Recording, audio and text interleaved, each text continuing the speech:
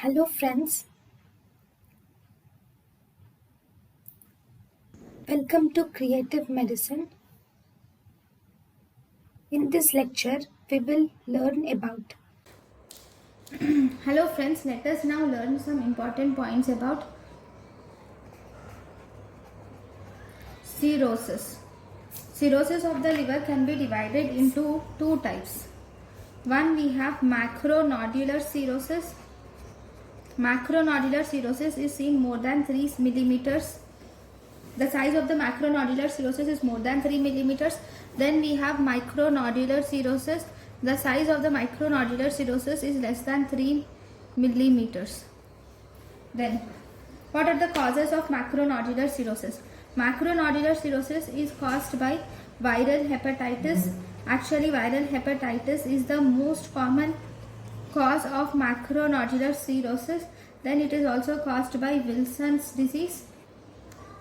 Then alpha-1 antitrypsin deficiency.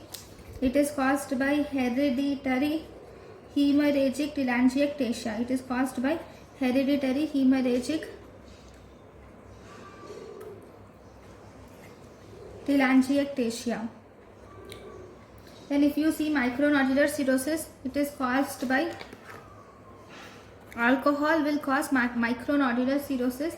In 60 to 70% of cases, it is the most common cause. Actually, if you see alcohol in the early stages, alcohol will result in micronodular cirrhosis.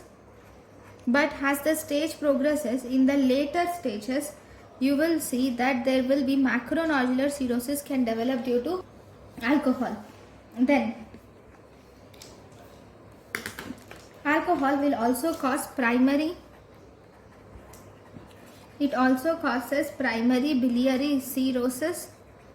Then alcohol causes hemochromatosis, which is given by the gene HFE. Then alcohol also causes intestinal bypass. Okay, it causes cystic fibrosis. Micronodular cirrhosis is involved in alcohol, primary biliary cirrhosis, hemochromatosis, intestinal bypass, cystic fibrosis, and even Indian childhood cirrhosis. So these are the main causes of micronodular cirrhosis. Now,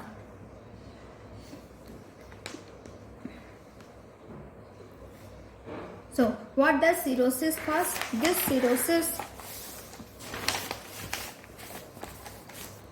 cirrhosis will actually causes necrosis of the liver cell. Because cirrhosis causes necrosis of the liver cell, it will decrease the liver span. Okay, now what is the normal blood supply of liver? If you see the normal blood supply of the liver, it is of two types. One, normal blood supply can be given by portal vein. Second, hepatic vein. So hepatic artery. Normal blood supply almost 80% is by portal vein and 20% is by hepatic artery. But if you see in cirrhosis, the blood supply by hepatic artery is more than that of portal vein. The blood supply of hepatic artery is more than that of portal vein in cirrhosis of the liver. Then, what are the pathological features which you see in cirrhosis? The pathological features which are seen in cirrhosis include, you will see presence of bridging fibrous septa are seen. Bridging fibrous septa in the form of delicate bands or broad scars are seen. And these scars are actually linking with one another, and these are also linking portal tracts with terminal veins. with terminal hepatic veins. Okay, then you will also see presence of parenchymal nodules are also seen, and then you will see disruption of, there will be disruption of architecture of the entire liver is also seen. There will be disruption of architecture of entire liver is also seen. So these are the pathological features that you see in the cirrhosis of liver. Right.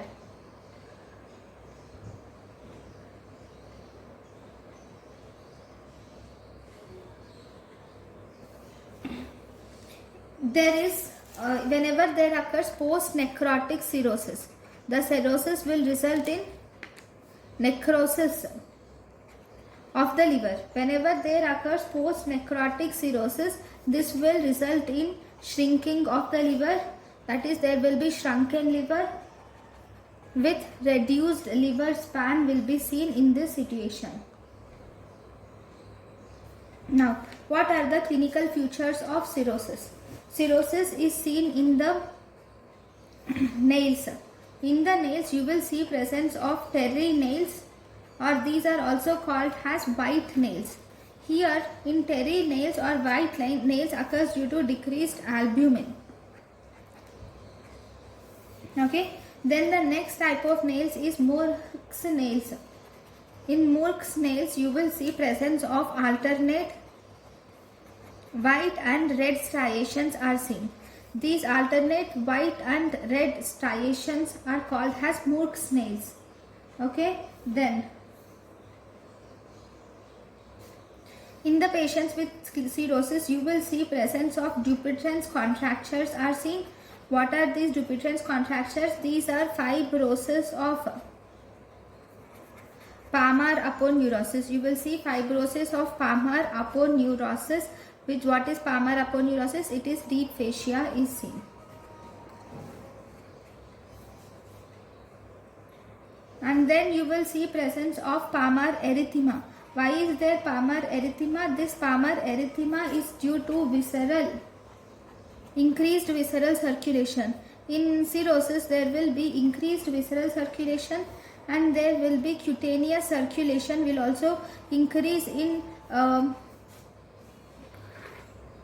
cutaneous circulation will also increase in this cirrhosis.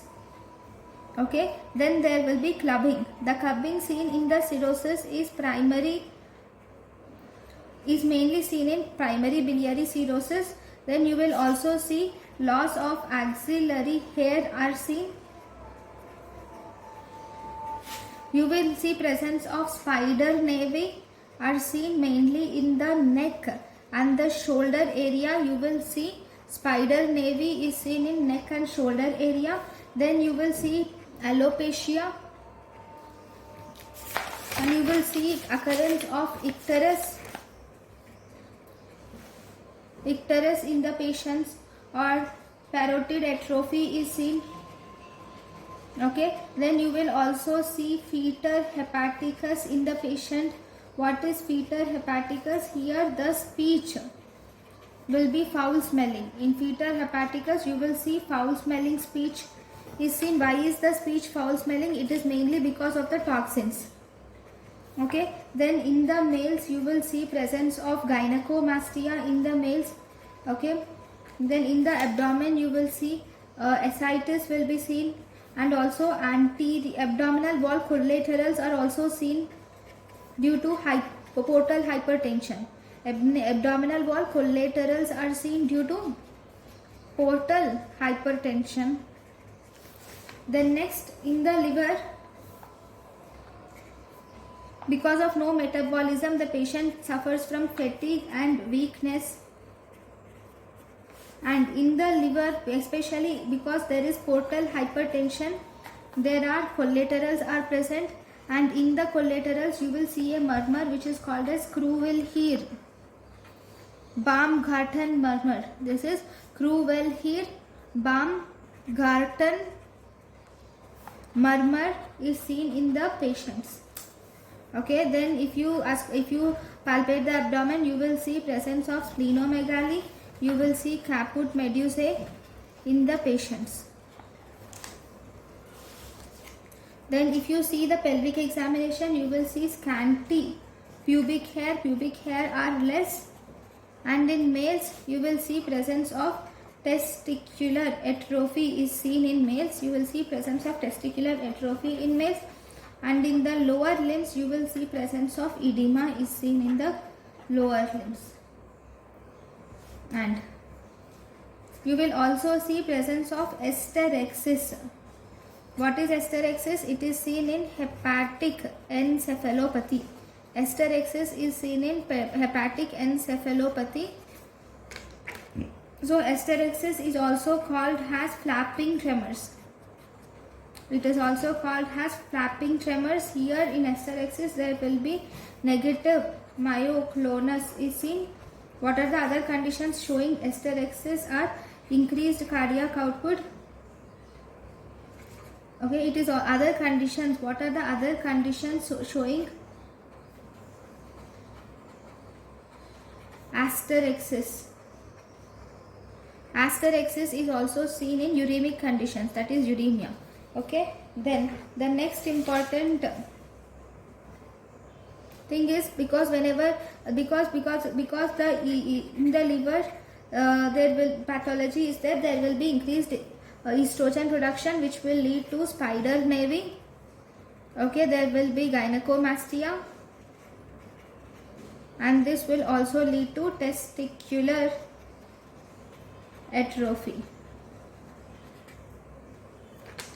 How does spider nevi look? Spider nevi will have what are spider nevi? These are actually dilated spider nevi or dilated visible small blood vessels on the skin. Small blood vessels which are present on the skin. There will be a central feeding vessel. There will be a central feeding blood vessel with numerous fine radiating legs. There will be central feeding blood vessel with numerous fine radiating legs.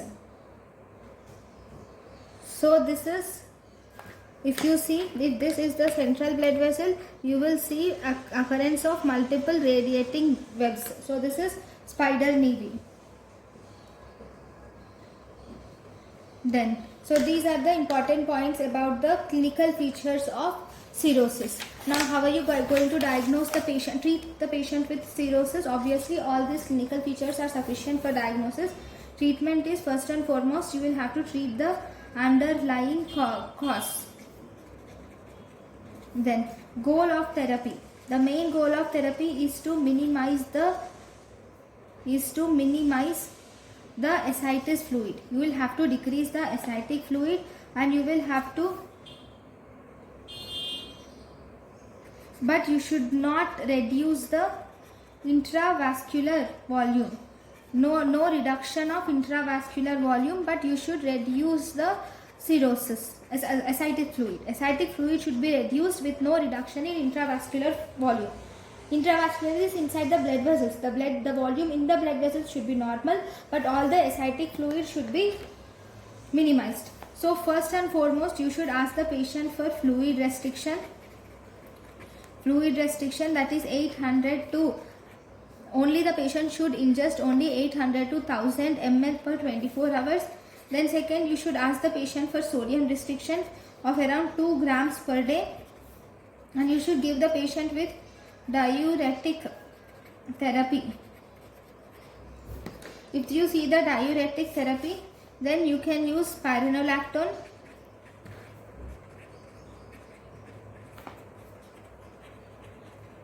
plus furosemide can be given as the diuretic therapy.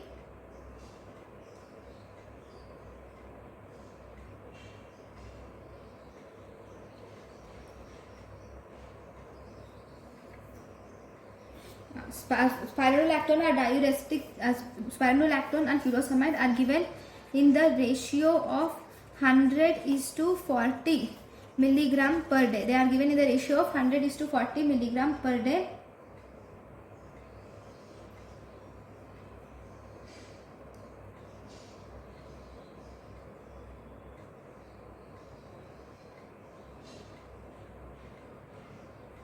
Okay, they should be given in the ratio of 100:40 milligram per day.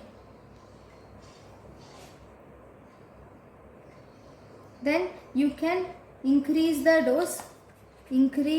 dose according to the requirement, but the maximum dose of spironolactone and furosemide should be 400 milligrams of spironolactone can be given, and 160 milligrams of furosemide can be given per day maximally. Okay, now after you have given the diuretic therapy, you will have to monitor the weight of the patient. Now you should see two things. One, whether the patient has only ascites or whether the patient has ascites plus edema. Okay, if the patient has only ascites, then the goal is to reduce the weight by half kg per day. You should reduce the weight by half kg per day if the patient has only ascites. If the patient has ascites and edema, then you should reduce the weight by 1 kg per day.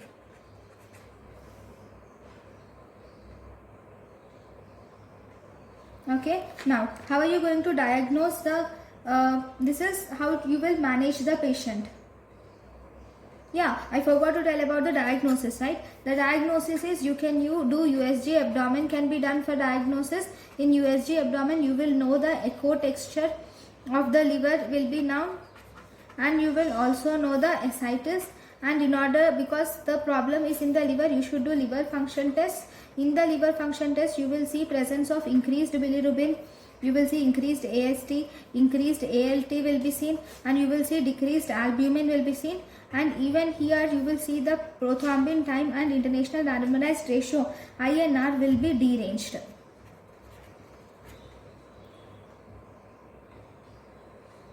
So what about the evaluation? So now I will explain the algorithm. First, whenever a person comes with history of cirrhosis, with all the above mentioned features and physical exam and clinical feature and signs, with signs and symptoms of cirrhosis, first you should do medical management by decreasing diuretics, spironolactone and furosemide. With that you can do medical management. Okay, after giving medical management, if there is no improvement, then you should do abdominal paracentesis is done. If no improvement of medical management, abdominal paracentesis is done. In abdominal paracentesis, you will see presence of low cell count, low protein, then you will see high serum ascites gradient. Low cell count, low protein, high serum ascites albumin gradient. In this case, if there is low cell count, low protein and high serum ascites albumin gradient, then you will have to treat the condition.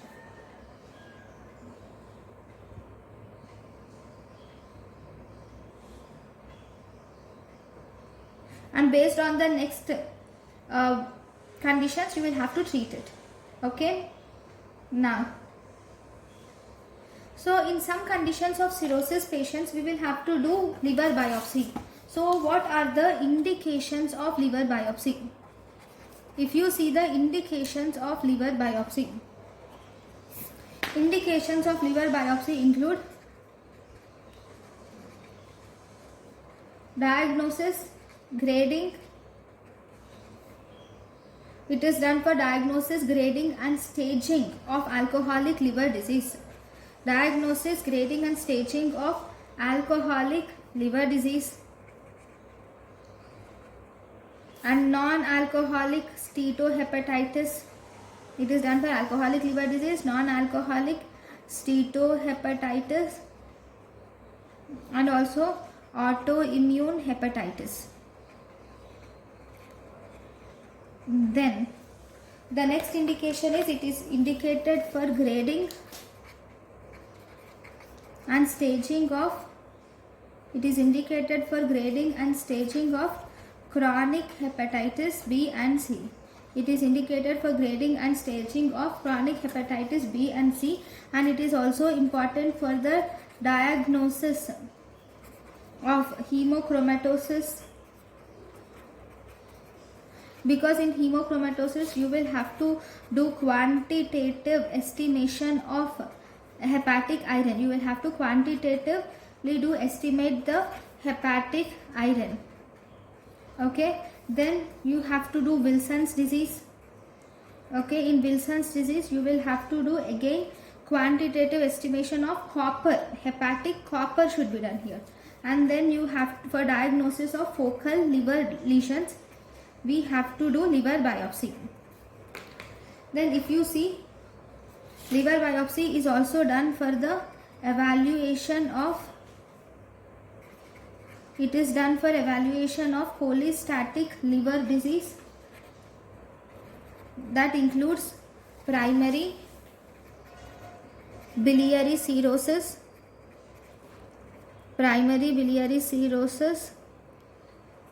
then it includes primary sclerosing cholangitis.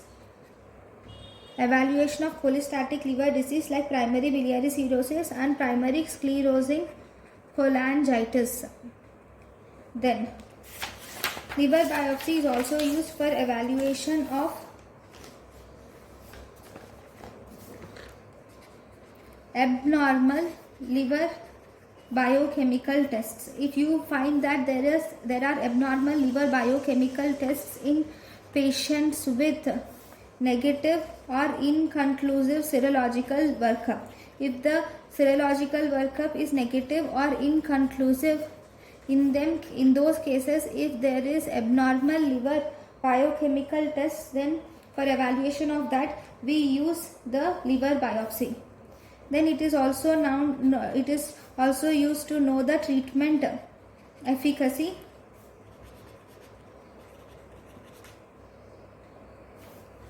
That is, it is used to know the side effects of treatment regimens, whether there are any side effects of treatment regimens like methotrexate or for rheumatoid arthritis.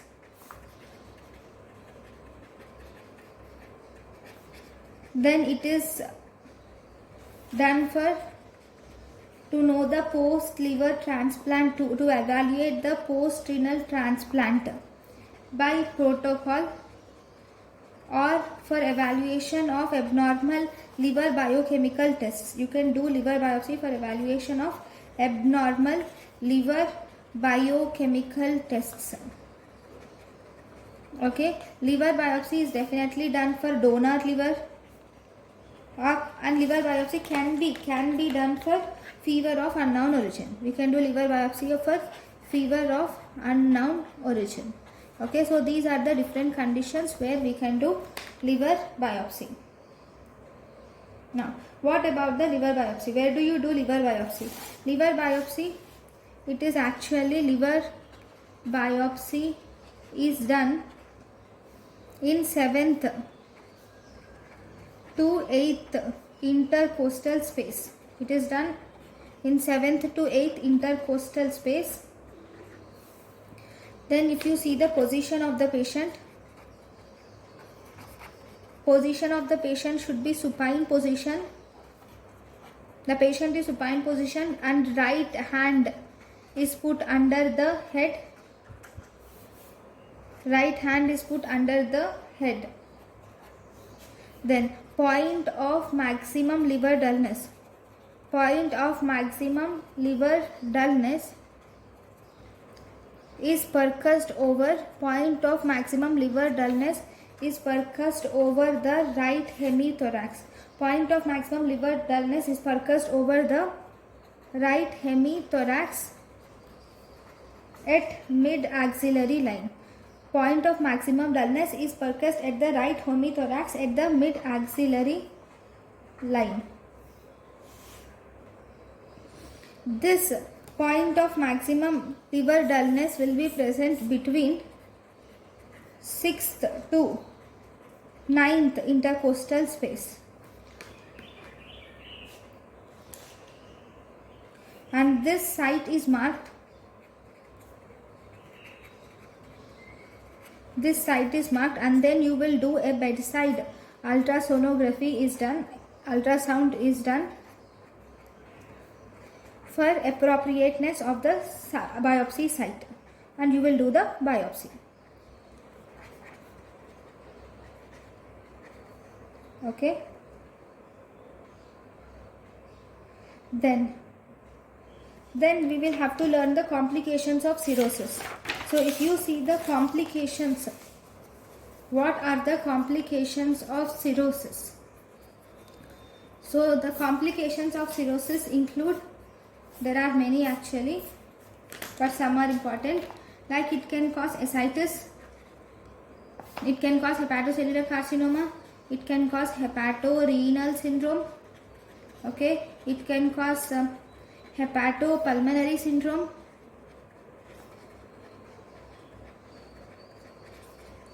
then it can also cause hepatic encephalopathy. Okay, so these are the important points about cirrhosis. Thank you for watching. Thank you, and thank you for watching.